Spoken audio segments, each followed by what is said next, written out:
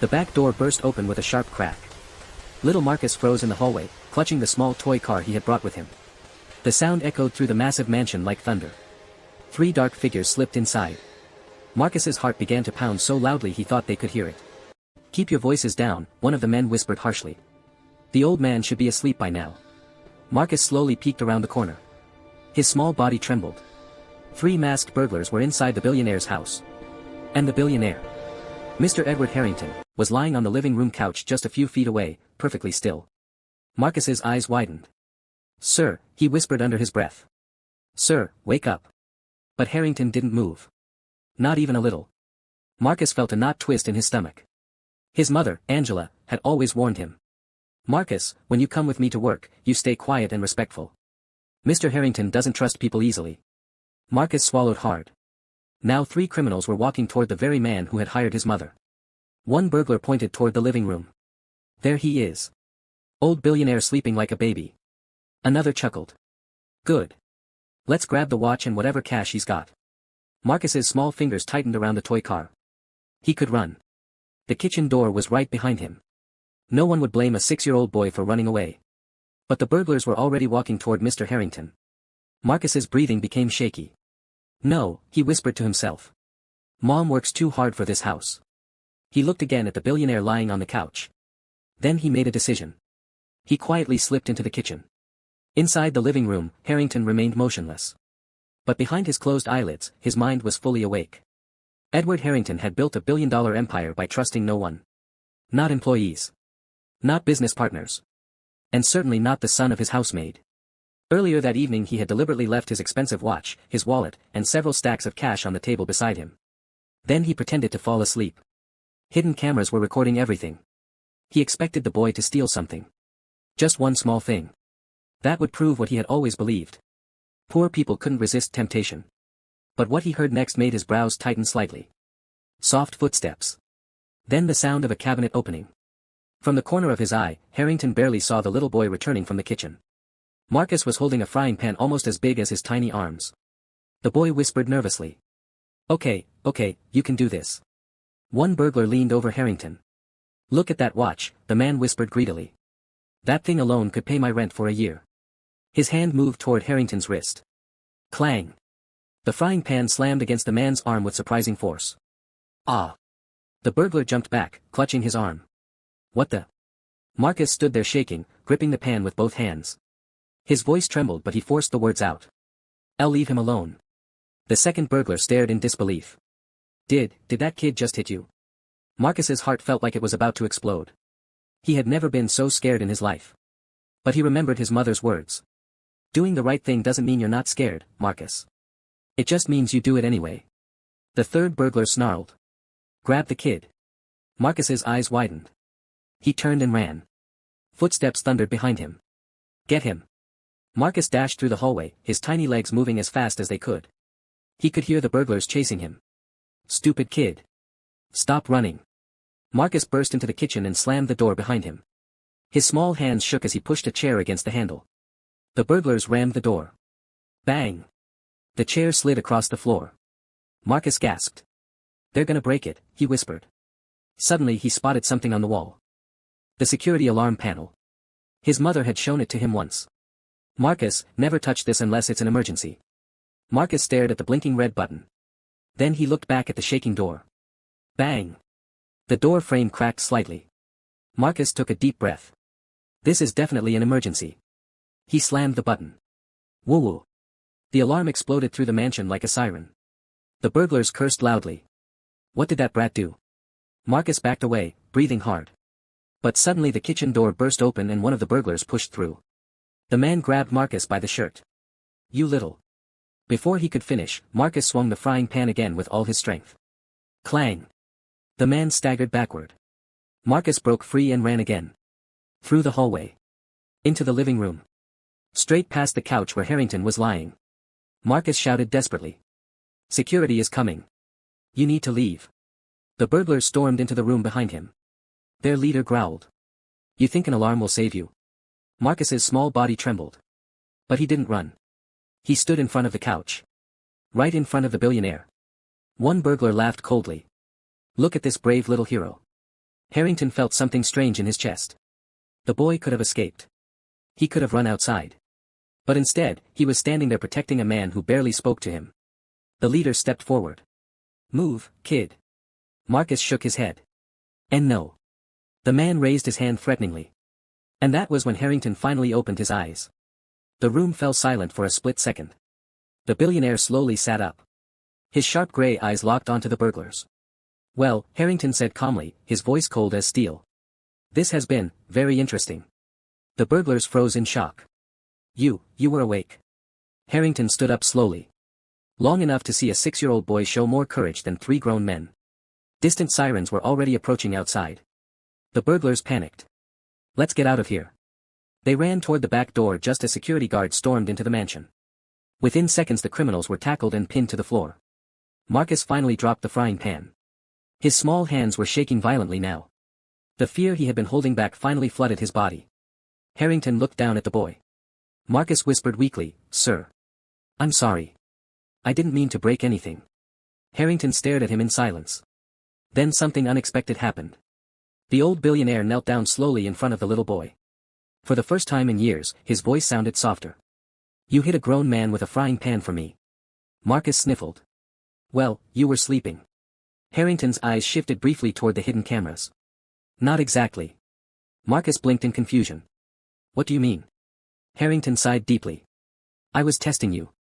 Marcus tilted his head. "Testing me?" "Yes." Marcus looked down at the floor quietly. Then he said something that made Harrington's chest tighten. "I didn't do it for a test." Harrington frowned slightly. "Then why did you do it?" Marcus shrugged. "Because my mom says this house is important to you." He looked up at Harrington with innocent eyes. "And she works really hard here. I didn't want anything bad to happen." Harrington said nothing. For a long moment he simply stared at the boy. A child with no wealth. No power. But more loyalty than most adults he had ever met. Marcus suddenly looked toward the camera on the wall. "Are you going to tell my mom I hit someone?" Harrington chuckled quietly. "No." Marcus sighed in relief. "Good, she would ground me forever." Harrington slowly stood up again. His mind was racing now. All his life he had believed loyalty could only be bought. But tonight a 6-year-old boy had risked himself for free. And that realization froze him more than the burglary ever could. The next morning would change Marcus and his mother's life forever. But before we get to that moment, if this story is keeping you on the edge of your seat, make sure you like this video and subscribe to the channel. Because stories like this remind us that courage can come from the most unexpected places. And what happened the next morning shocked everyone in the mansion. Marcus had no idea that the man he protected last night was about to make a decision that would change his entire future. Marcus barely slept that night. He kept replaying everything in his mind. The masked men. The frying pan. The loud alarm. And the moment Mr. Harrington suddenly opened his eyes. 6-year-old Marcus sat quietly on the edge of a small couch in the staff waiting room the next morning, swinging his little legs nervously. His mother, Angela, stood beside him, looking worried. Angela was a beautiful black American woman in her early 30s, but years of working long hours had carved quiet exhaustion into her eyes. She folded her arms tightly. "Marcus," she whispered anxiously, "Mr. Harrington asked to see us personally." "What happened last night?" Marcus looked down at his shoes. I might have hit someone." Angela blinked. "You what?" Marcus raised 6 tiny fingers defensively. "But only a little." Angela knelt down quickly. "Marcus, sweetheart, who did you hit?" "A bad guy," Marcus said quickly. Angela stared at him in confusion. Before she could ask another question, the tall office doors slowly opened. A security guard stepped out. "Mr. Harrington will see you now." Angela swallowed nervously. Marcus grabbed her hand. They walked into the massive office together. Edward Harrington sat behind his large wooden desk, his sharp gray eyes studying them quietly. Angela immediately lowered her head respectfully. "Good morning, sir." Harrington didn't answer right away. His gaze shifted to Marcus. The small boy stood close to his mother, holding her hand tightly. Marcus whispered softly, "Good morning, sir." Harrington leaned back slowly in his chair. "Angela," he said calmly. "Yes, sir." "Did you know your son attacked a grown man last night?" Angela's face went pale instantly. She looked down at Marcus in shock. "Marcus?" Marcus panicked. "But he was stealing." Angela quickly bowed her head again. "I'm so sorry, Mr. Harrington. He's just a child. I promise it won't happen again." "Stop." Angela froze. Harrington slowly stood up and walked around his desk. He stopped directly in front of Marcus. The little boy held his breath. For a moment the old billionaire simply stared at him. Then he asked quietly. Marcus, why didn't you run away last night? Marcus blinked. What do you mean? You could have escaped, Harrington said. The kitchen door was open. Marcus shrugged slightly. I know. Then why didn't you leave? Marcus looked up at him honestly. Because they were gonna hurt you.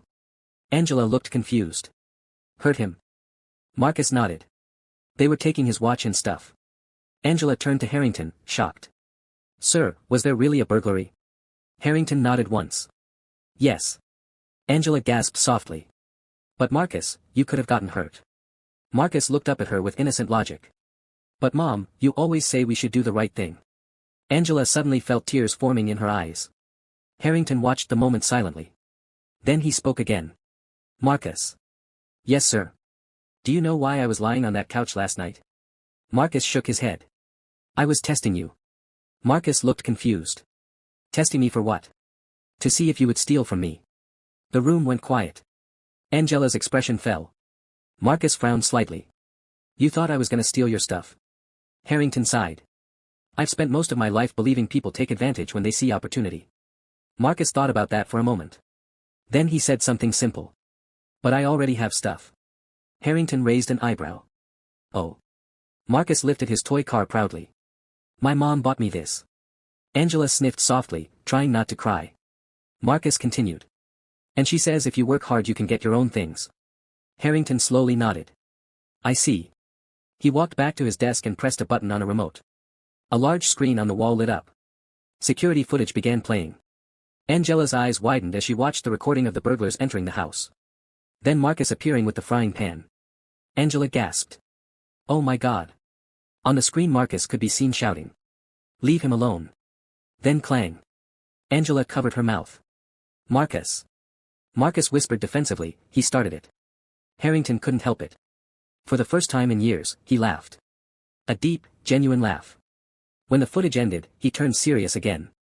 Angela, he said quietly. Yes, sir. How long have you worked for me? 7 years. And in those 7 years have you ever stolen anything from this house? Angela looked hurt by the question. No, sir. Never. Harrington nodded slowly. I know. Angela blinked in confusion. You know. Yes. Angela hesitated. Then why test my son? Harrington paused. Because sometimes it's easier to trust evidence than people.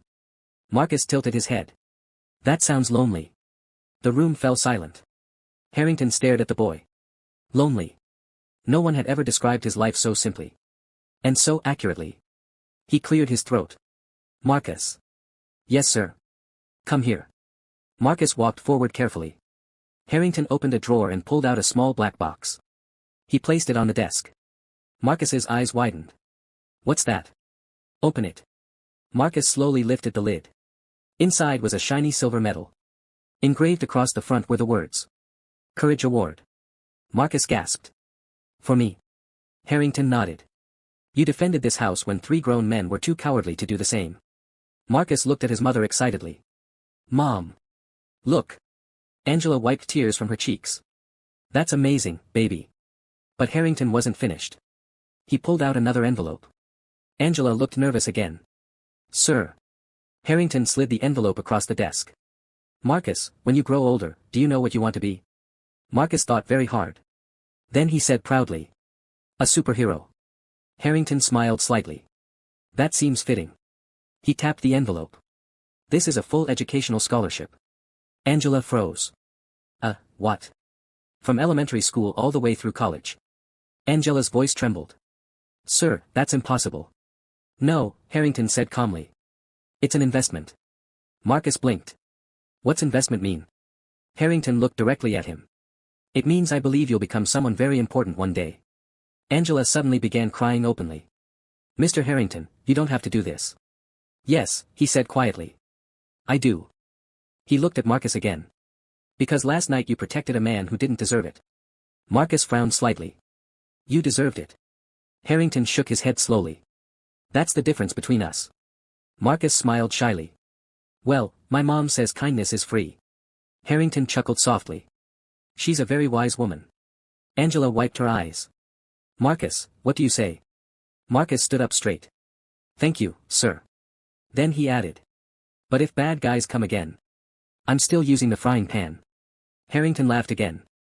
I wouldn't expect anything less. And in that moment, the billionaire realized something he had spent 70 years misunderstanding. Trust wasn't built with money. It was built with character. And the bravest person in his mansion wasn't a billionaire. It was a 6-year-old boy. If this story touched your heart, make sure you like this video, subscribe to the channel, and share it with someone who believes kindness still matters in this world. And tell me in the comments. What would you have done if you were Marcus that night?